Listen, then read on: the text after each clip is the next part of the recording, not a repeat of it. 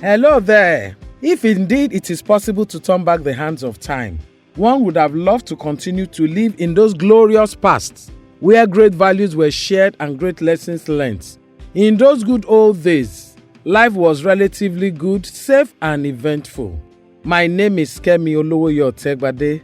Let's go on a time-traveling voyage. I was born and bred in Lagos Island to be precise, but my parents hail from Osun State. My dad, Mr. Peter Olowoyo, was a teacher, while my mom, Mrs. Esther Olowoyo, worked in Nigerian Postal Services night post. I am the fifth in a family of 6. Growing up on Lagos Island was interesting. We were each other's keepers. I had my primary education at Ereko Methodist School, Berkeley Street, Lagos, and my secondary education at Ikeja Grammar School, Oshodi. I then proceeded to the Federal Polytechnic, Nasarawa, in then Plateau State, where I obtained the Higher National Diploma in Business Administration. Today, I am a fellow Institute of Information Management and member Institute of Directors. I should be due to be a fellow of Institute of Directors in a year. What do I take out of this? I attended school when education, in the true sense of the word, was education. I attended school when your exposure was not only limited to academics, but moral and social tutelage. When what parents call bullying these days was what we called discipline. I recall with nostalgia that when you were punished in school, you dare not go home to tell your parents. It will mean double punishment for you for dragging the name of the family in the mud. But I must tell you, I had my down moments while growing up, particularly because of my height. It was my own fair share of challenge that I had to go through.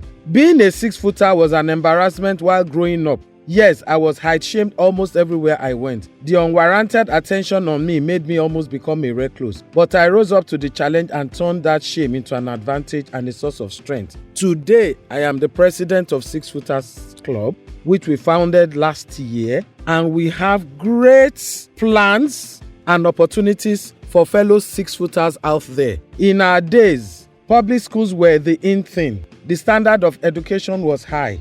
Yes, we played games. We engaged in activities that not only made us smart, but also engaged our brains and equipped us with the streetwise wisdom, which comes in handy in our daily encounters. But what do we have today?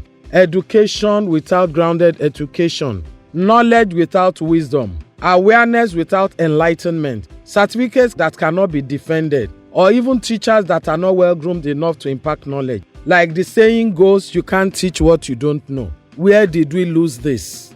On the social scene, I grew up with a strong communal bond. Everyone was family. You could go home with your neighbors without a thought. There was no sharp divide between the haves and have-nots. Oh, I have made friends from diverse backgrounds all my life, especially when I attended the federal school. We were all like one happy family, irrespective of tribes and tongues. We were taught to live in the following principles: uprightness, consistency, and hard work. We were trained to love our neighbors as ourselves and learn to crawl before walking and running. Unlike today, when the focus is regrettably on overnight wealth acquisition.